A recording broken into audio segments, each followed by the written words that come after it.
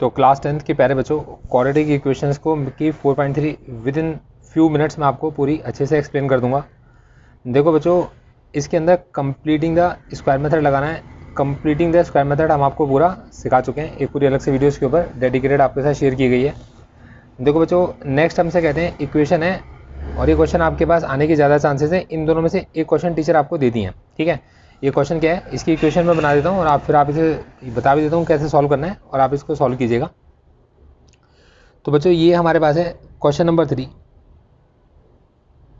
का first part.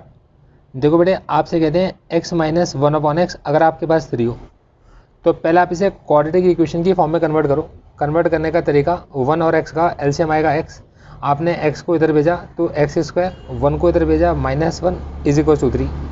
तो ये चीज़ x² - 1 = 3x, या फिर x² - 3x -1 = 0। अब आप इसके फैक्टर कैसे बनाओगे? अब आपको ये बात पता है कि इसके मिडिल टर्म को स्प्लिट करने से 1 तो बन नहीं सकता, तो आप क्या करोगे?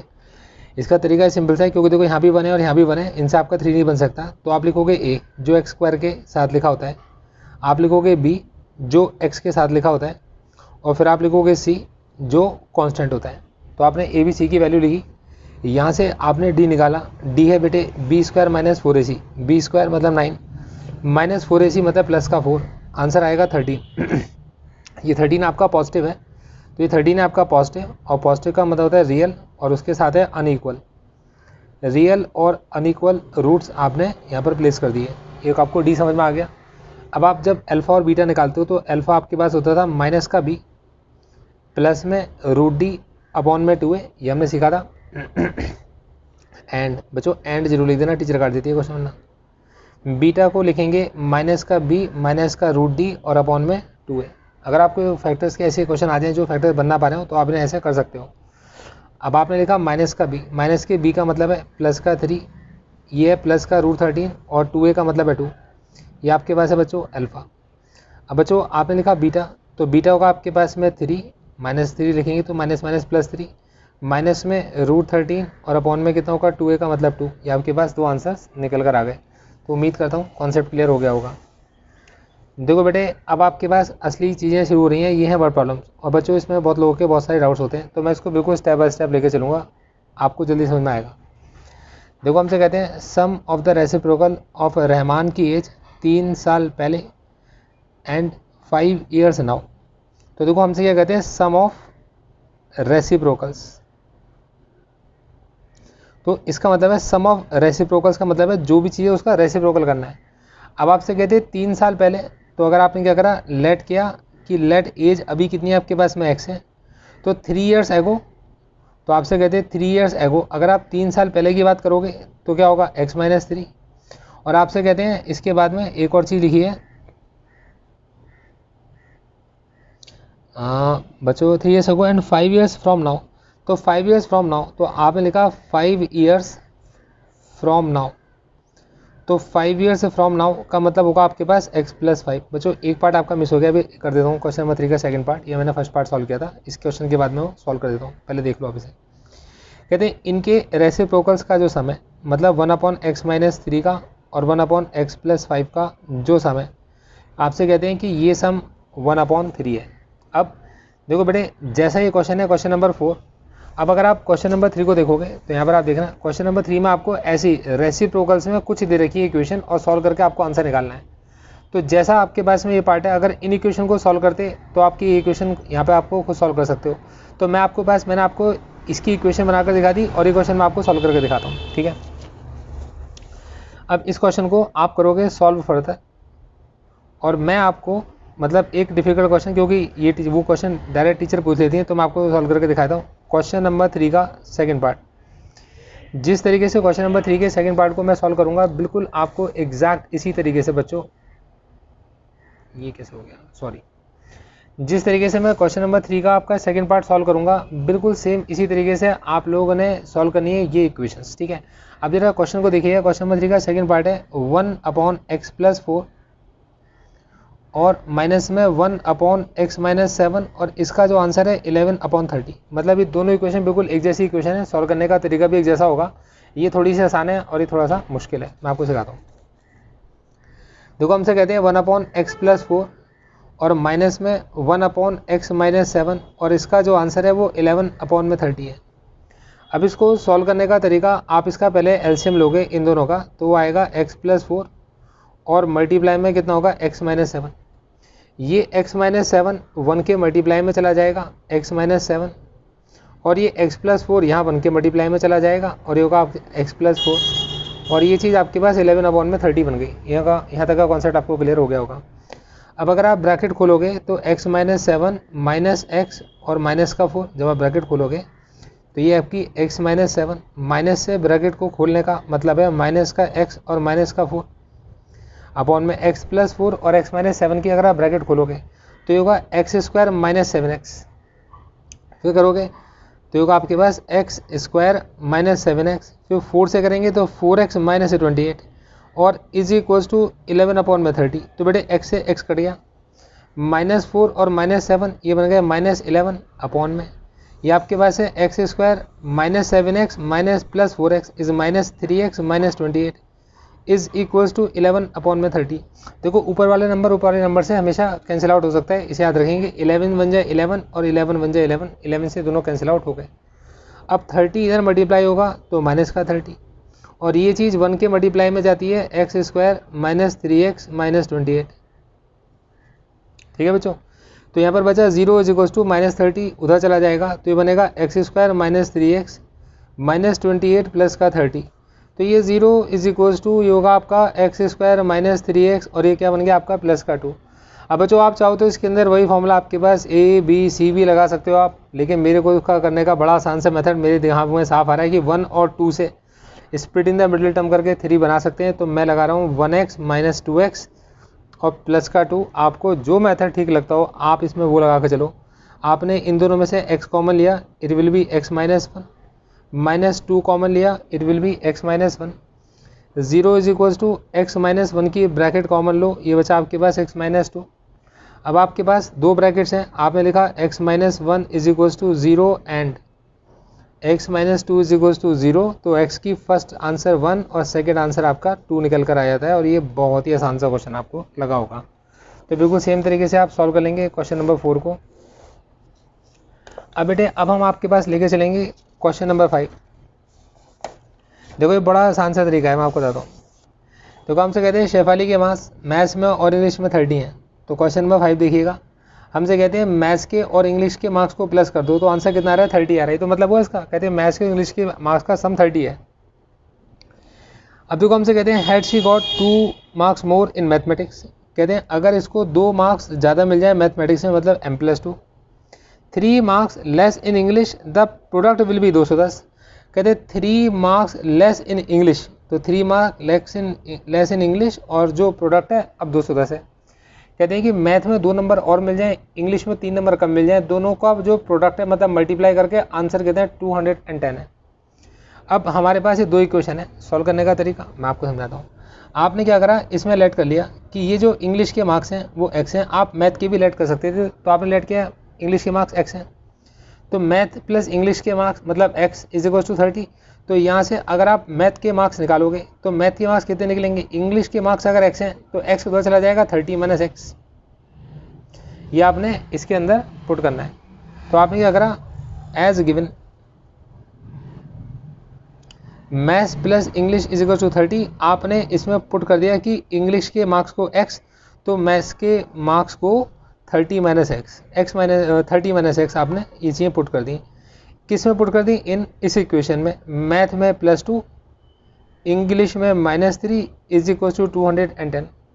तो मैथ्स में 30 - x और +2, इंग्लिश में x - 3 इज इक्वल टू 210, ये होगा 30 + 2 इज 32 - x और ये आपका x - 3 इज इक्वल टू 210। ये बच्चों बॉक्स में बंद कर दीजिए, ब्रैकेट खोल देंगे, इक्वेशन बन जाएगी, आंसर निकलाएगा आपका। इसको आप फर्दर खुद सॉल्व करोगे।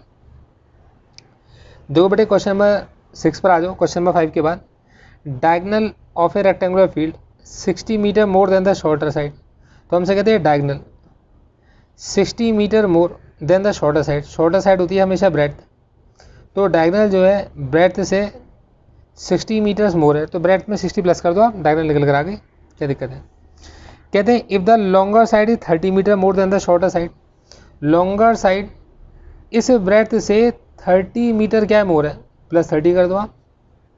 मैं समझता हूँ आपको ये कॉन्सेप्ट अच्छे से समझ में आ रहा होगा। अब देखिएगा डायगोनल भी ब्रेथ पे डिपेंड कर रही है और लेंथ भी ब्रेथ पे डिपेंड कर रही है, तो मेरे भाई मैंने यहाँ लेट कर लिया कि दोनों जगह पर कॉमन चीज़ क्या है, ब्रेथ।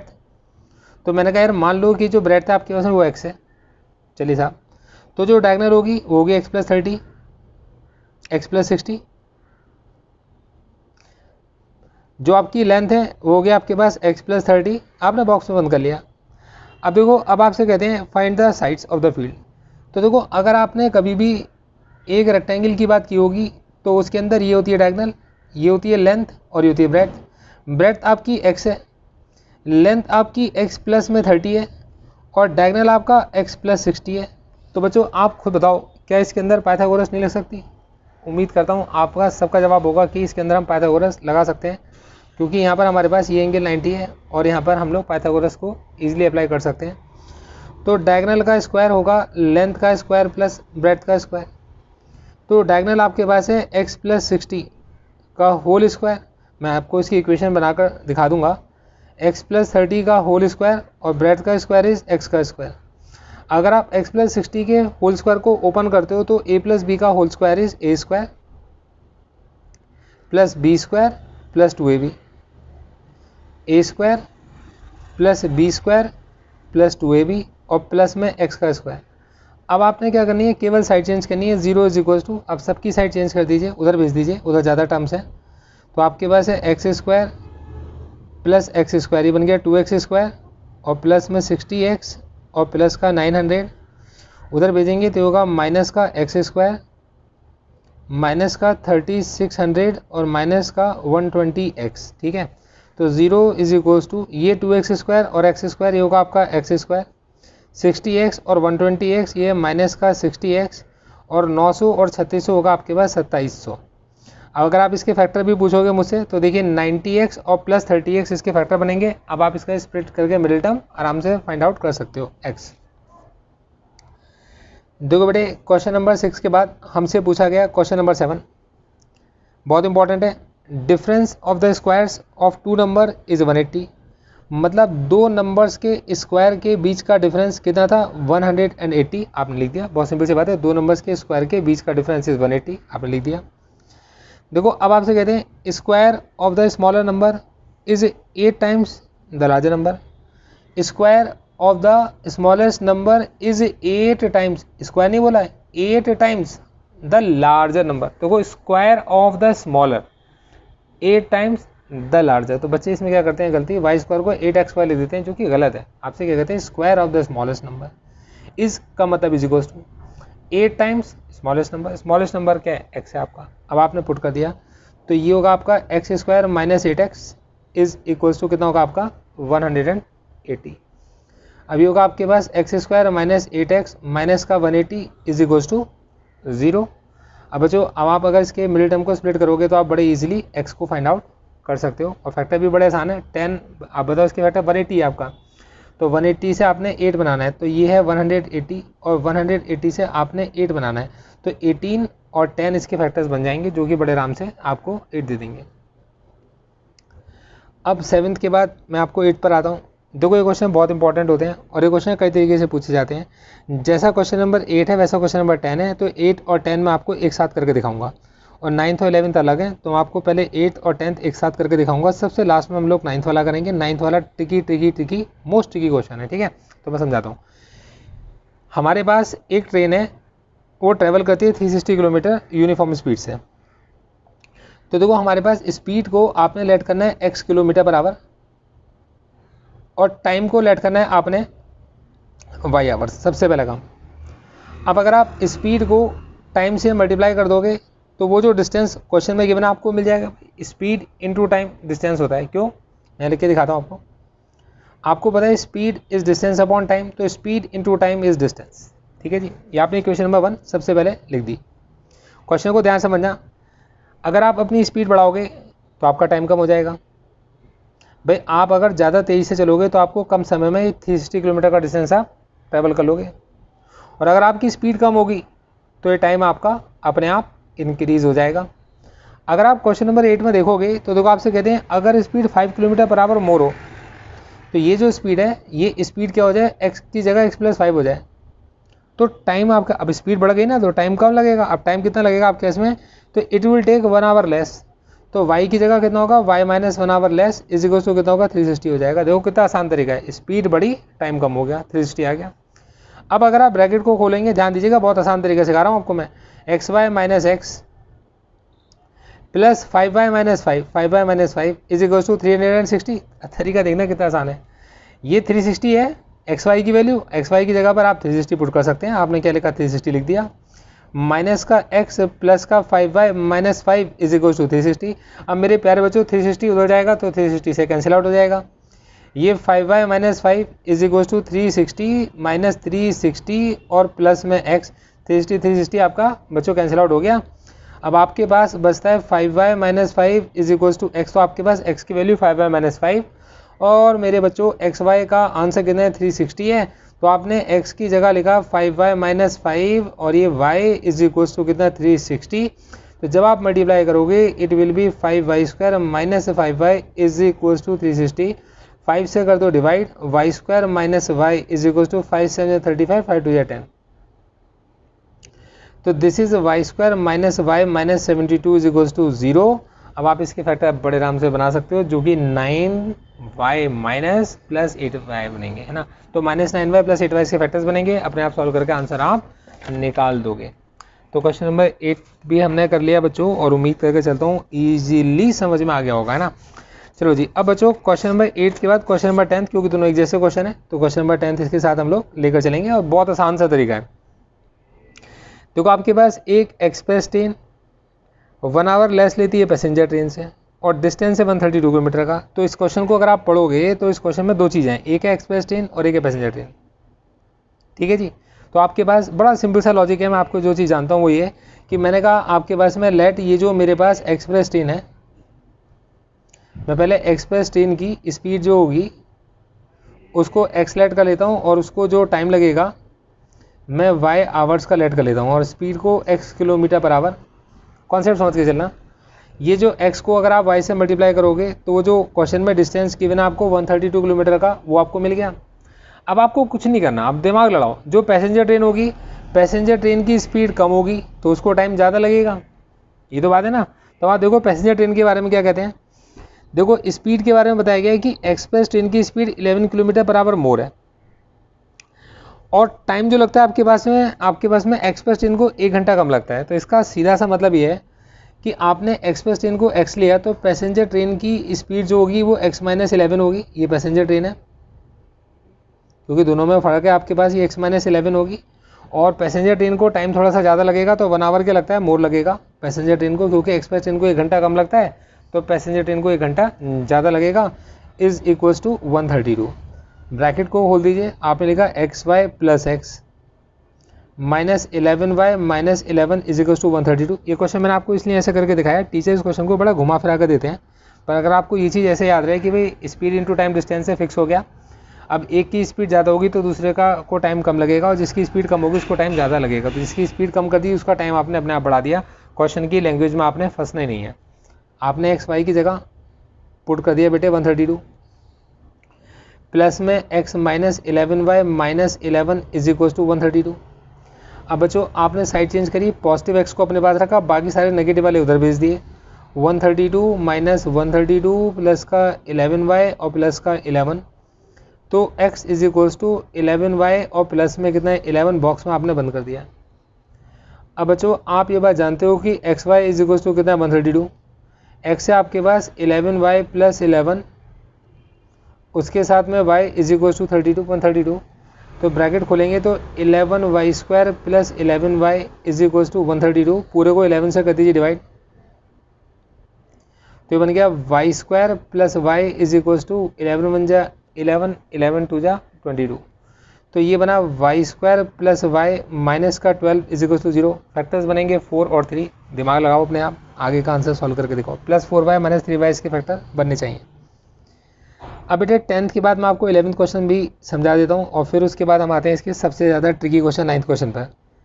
देखो हमसे कहते हैं sum of two areas of a square is 468। तो बेटे दो स्क्वायर्स है हमारे पास, एक छोटा और एक बड़ा, एक एक्स साइड है और एक साइड है एक की वाई।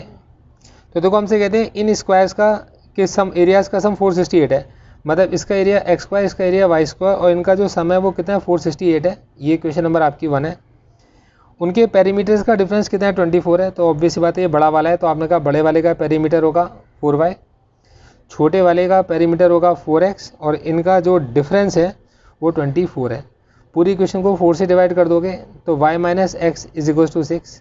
यहाँ से y की वैल्यू x प्लस 6, इसे पुट कर दो इन इक्वेशन नंबर 1। अब आपने पुट किया, आपके पास x का स्क्वायर प्लस y का स्क्वायर इज इक्वल टू 468 था। यहाँ से आपने y की जगह पर पुट कर दिया x प्लस 6, आपने y की जगह पुट किया। बेटे एक बार देख लो, अगर आपका मिस हो गया हो तो वीडियो पॉज कर दो, मैं देख भी सकते हो आप इसे, पहले यहाँ तक का नोट कर लो, ठीक है। अब आपने y की जगह x प्लस 6 रखा, x का स्क्वायर प्लस x प्लस 6 का whole square is equal to 468। अब ब्रैकेट खोल दो, a square plus b square plus 2ab मतलब 12x इज इक्वल टू 468। तो होगा 2x square plus 12x plus 36 minus 468 is equal to 0। ये होगा 2x स्क्वायर प्लस 12x, 8 में से 6 गया आपके पास में 2, 6 में से 3 गया आपके पास 3 और ये आपके पास में 4 ऐसे लिखा रहा, माइनस का 432 इज इक्वल टू 0। पूरी क्वेश्चन 2 से डिवाइड हो जाएगी, x square plus 6x minus 2 2 जा 4 2 1 जा 2 2 6 जा 12 is equal to 0। X square plus 6x minus 216 is equal to 0। मिले टर्म स्प्लिट करके फैक्टर्स आप निकाल लो। फैक्टर्स निकालने में दिक्कत है तो ऐसे करके एलसीएम निकालना और उससे फैक्टर्स आप इजीली निकाल लेना। बच्चों क्वेश्चन नंबर 11 बहुत बढ़िया क्वेश्चन है। देखो हमसे कहते हैं 2 water taps fill a tank in 9:3/8 hours. तो आप इसमें लिखोगे 2 टैप्स फिल ए बकेट या टैंक इन 9:3/8 का मतलब है 72 और 375 अपॉन 8 आवर्स, ये तो मतलब हुआ। तो आप इसे लिखोगे, अब इसके अंदर खाची 2 टैप्स फिल इन 1 आवर। अगर ये पूरे टैप को मतलब 75 अपॉन 8 आवर्स में पूरा टैंक फिल कर देते हैं तो 1 घंटे में उसका उल्टा मतलब 8/75 पार्ट को फिल कर पाएंगे। ध्यान समझिए, इंपॉर्टेंट बात है। 2 टैप्स फिल करते हैं पूरी बकेट को 75/8 आवर्स में, तो 1 घंटे में वो उसके 8/75 पार्ट को ही फिल कर पाएंगे। मैं इसका तरीका समझाता हूँ, आपको बहुत आसान लगेगा, समझाता हूँ। देखो बेटे आपका एग्ज़ाम है और एग्ज़ाम में 8 चैप्टर्स आ रहे हैं और आपके पास 4 डेज़ हैं, तो आप क्या करोगे? आप एक दिन में 2 चैप्टर्स कवर करोगे, मतलब आप ये मान के चलते हो कि आप हर दिन बराबर ही कर सकते हो, तो आप एक दिन में 2 चैप्टर्स को कवर करोगे। तो आपने माना कि मतलब कि 8 चैप्टर्स हैं, 4 डेज़ का टाइम है, तो एक दिन में आपको 2 चैप्टर कवर करने हैं। अब अगर आपके इसमें 2 डेज़ का टाइम होता तो आप कहते एक दिन में 4 चैप्टर्स में कवर करता। तो बेसिकली जो भी आपका वर्क होता है आप उसे ना मतलब पर डे के हिसाब से डिवाइड कर देते हो। तो ये जो वर्क है पूरा टैंक को फिल करने का, आपने उसके 75/8 पार्ट कर दिए और 1 आवर में आपने उसका 8/75 पार्ट पूरा करा। मतलब आप उसे क्या करते हो, वर्क को डिवाइड करते हो इक्वल पार्ट्स में। जितने आवर्स का वर्क है, जितने डेज का वर्क है, आप उसे उतने पार्ट्स में और एक दिन में उसका रेसिप्रोकल करके आप उसके पार्ट को इजीली डिवाइड करके आंसर निकाल सकते हो। जैसे सपोज करो आपके पास 8 चैप्टर्स होते हैं और 8 डेज होते हैं, तो आप एक दिन में उसके एक ही चैप्टर को फिनिश करते, तो बेसिकली पूरे वर्क का 1/8 पार्ट आप खत्म कर पाते। 4 डेज होते तो आप उसके 4 डेज़ के अंदर आप उसके 4 पार्ट्स करते और एक दिन में उसका 1/4 पार्ट खत्म कर पाते। और 2 डेज़ होते तो आप उसके 2 पार्ट्स करते और एक दिन में आप उसके आधे पार्ट को ख़त्म कर पाते। और अगर एक ही दिन होता तो आपको सब कुछ खुद ही करना पड़ता है ना। तो देखो अब ये चीज़ आपके पास इंपॉर्टेंट है, तो आपने इसके बनावर के पार्ट को ऐसे डिवाइड कर दिया। अब आपसे कहते हैं लार्जर डायमीटर को 10 आवर्स लेस रखते हैं स्मॉलर वाले से। तो देखो स्मॉलर वाला अगर आपके पास में x है 1/x टाइम लेता है एक आवर में, मतलब 1 आवर में 1/x पार्ट को फिल करता है, तो अगला वाला जो टैप है आपके पास उसको 10 आवर्स आपके पास में लेस लगते हैं, तो कितना होगा 1/x-10। ठीक है जी, तो आपने क्या लिखा, इट टेक्स 10 आवर्स। ठीक है, 1/x-10 और इज इक्वल्स टू कितना है 8/75। तो देखो आपको मैंने बताया था कि जो रेसिप्रोकल वाला क्वेश्चन है ये बड़े इंपॉर्टेंट होते हैं, इनमें से टीचर कोई क्वेश्चन देती है मैक्सिमम टाइम मैंने देखा है। आप एलसीएम लोगे x और x-10, इधर आपके पास x-10 और उधर आपके पास x is equals to 8/75। 75 multiply में जाएगा 2x-10 is equals to 8x और साथ में कितना आपका x-10 है। ठीक है, तो ये होगा 75 टू जा, ये होगा 150x माइनस का 750 इज इक्वल्स टू 8x² और माइनस का 80x। ठीक है, अब बच्चों 0 is equals to 8x² minus का 80x, देखिएगा माइनस का 150x माइनस का 750, तो 0 is equals to 8x² minus का 230x माइनस का 750। अब आप इसे सॉल्व कर कर x को आप बड़े इजीली फाइंड आउट कर सकते हो। तो कॉन्सेप्ट समझ में आ गया होगा आपको, कोई डाउट हो तो आप मुझसे बिल्कुल इसके बारे में पूछ सकते हो। उम्मीद करके चलता हूँ ये एक्सरसाइज आपको अच्छे से क्लियर हो गई होगी। अब हम इसकी नेक्स्ट वाले पार्ट को भी देख लेते हैं। 4.4 बहुत ही आसान है, 3 क्लासेस में क्वालिटी खत्म हो जाती है बच्चों। 4.4 को अगर आप देख के चलोगे तो देखो आपसे नेचर ऑफ द रूट्स पूछ रहे हैं, तो आपने ए लिखा, बी लिखा, सी लिखा, आपने डी निकाला। तो डी अगर आपका पॉजिटिव आता है तो रियल और अनइक्वल, डी नेगेटिव आता है तो उस केस में आपके पास में नो रियल रूट, और डी अगर 0 आता है तो रियल और इक्वल। तो तीनों के केस में आपको यही करना है। देखो इक्वल रूट्स का मतलब है कि डी आपका 0, डी आपका 0 का मतलब है कि b² minus 4ac is equal to 0 या b² इज 4ac। ए कितना है 2, बी कितना है k और सी कितना है 3, k निकालना है। ब्रैकेट को खोल के इक्वेशन बनेगी ए की और बी की और सी की वैल्यूज़ को पुट कर देंगे। ठीक है, क्वेश्चन नंबर 3 में पूछा गया है क्या ऐसा रेक्टेंगुलर पार्ट बना सकते हैं जिसकी लेंथ ब्रेथ की ट्वाइस हो। तो L is equals to 2x, breadth is equals to x और एरिया कितना है 800। तो आपके पास x और 2x का जो प्रोडक्ट है वो कितना हो 800 हो, तो आपके पास 2 से डिवाइड कर दो 400, x² इज इक्वल्स टू 400, तो x कितना आएगा 20। बिल्कुल बना सकते हो आप। जिसका आंसर नहीं निकल सकता उसका आंसर नो होगा। क्या following situation possible, sum of the ages two friend is 20। तो एक फ्रेंड की एज अगर x, दूसरे की 20 माइनस एक्स। 4 ईयर्स एगो एक एज x-4, दूसरे की 20 माइनस 4 माइनस एक्स, है ना। The product of their edges, तो एक की आपकी x-4 और अगले की आपके पास में 20 माइनस 4 माइनस एक्स मतलब 16 माइनस एक्स, उनका जो प्रोडक्ट है 48 है। सॉल्व करो, इक्वेशन बन जाएगी। Is it possible to design a rectangular park, solve नहीं करना आपको इक्वेशन को। 80 मीटर, एरिया 400 मीटर स्क्वायर।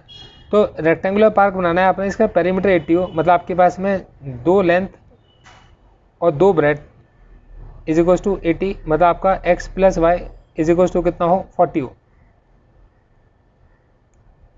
और एरिया कितना हो 400 हो, मतलब x into y is equals to कितना हो 400 हो। अब आपने y की जगह पुट कर दिया 40 माइनस एक्स, x के साथ 40 minus x is equals to 400 और इक्वेशन को आपने सॉल्व कर दिया। तो बच्चों 4.3, 4.4 कर आप मुझे तुरंत भेजिए, जो आपके डाउट्स हैं मैं आगे इनको लेने की कोशिश करता हूँ।